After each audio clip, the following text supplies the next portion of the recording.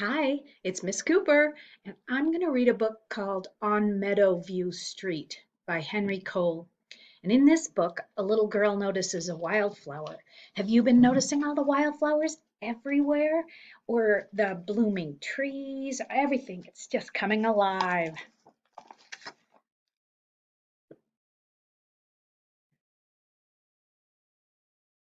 It was a big day.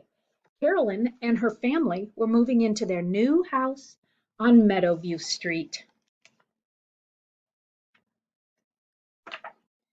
After things were unpacked, Carolyn's dad decided the grass was too tall and got busy mowing the lawn.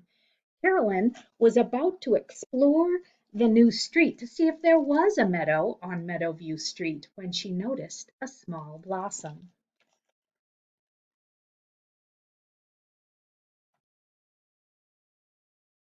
It's beautiful, Carolyn said to herself, and all alone. The mower was getting closer. Carolyn thought, I'd better do something quick. The mower came to a halt. "Daddy," Carolyn pleaded, "could you mow around my flower?"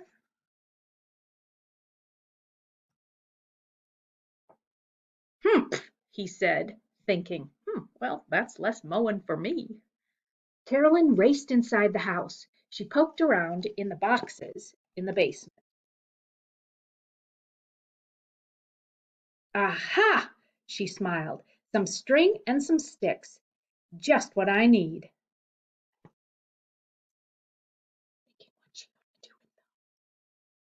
Before long, Carolyn had made a small wildflower preserve. Then she noticed another flower blooming nearby.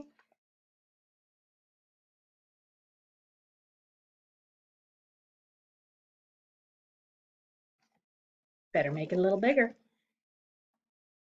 Her preserve got bigger and bigger and bigger. That butterfly seems to like my little garden, Carolyn thought happily.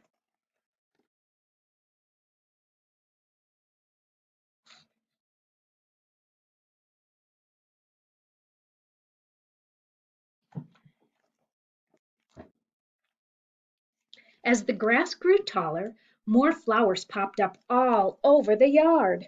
Soon there were different kinds in different colors everywhere.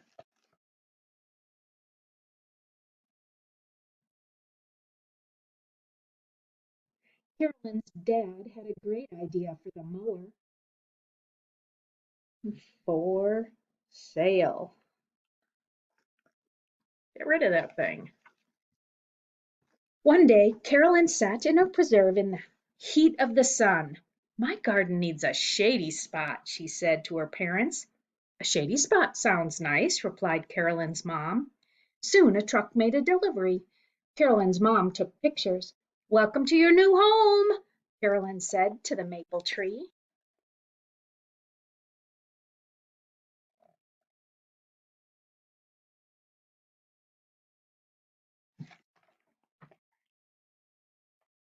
The next day, as Carolyn admired the maple tree, a wren landed on the end of her shovel. "Oh, look, you're looking for a home too," said Carolyn.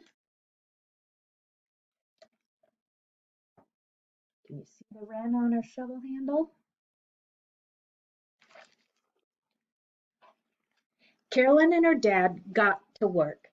They found some plans for building birdhouses. Carolyn helped cut the wood and nail the pieces together. Perfect, thought Carolyn, and so did the wren.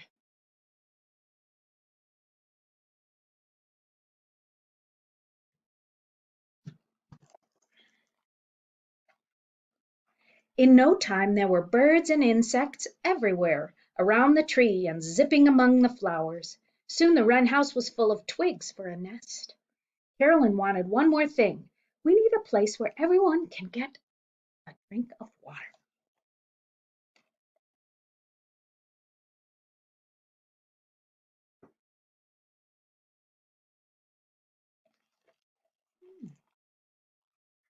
The next day, she and her dad began building a pond.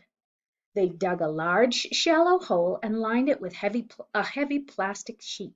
Carolyn added plants that liked living in the water. She lugged large rocks to the edge, making ledges and little caverns for the creatures to live in.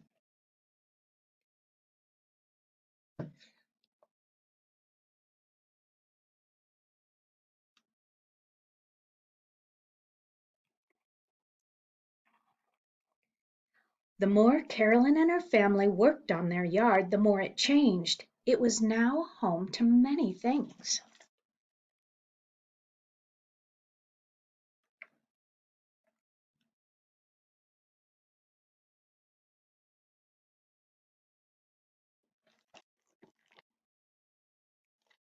And soon the Jacksons' yard changed, and the Smiths, and the Sotos. Do you see the mower with the sign? What do you think the sign says?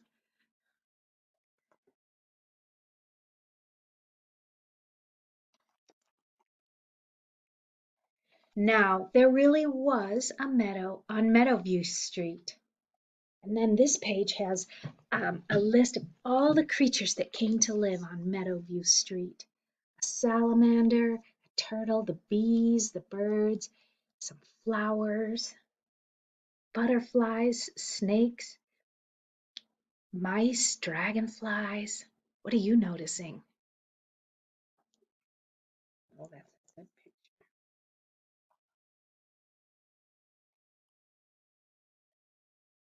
Now there really was a meadow on Meadowview Street and a home for everyone.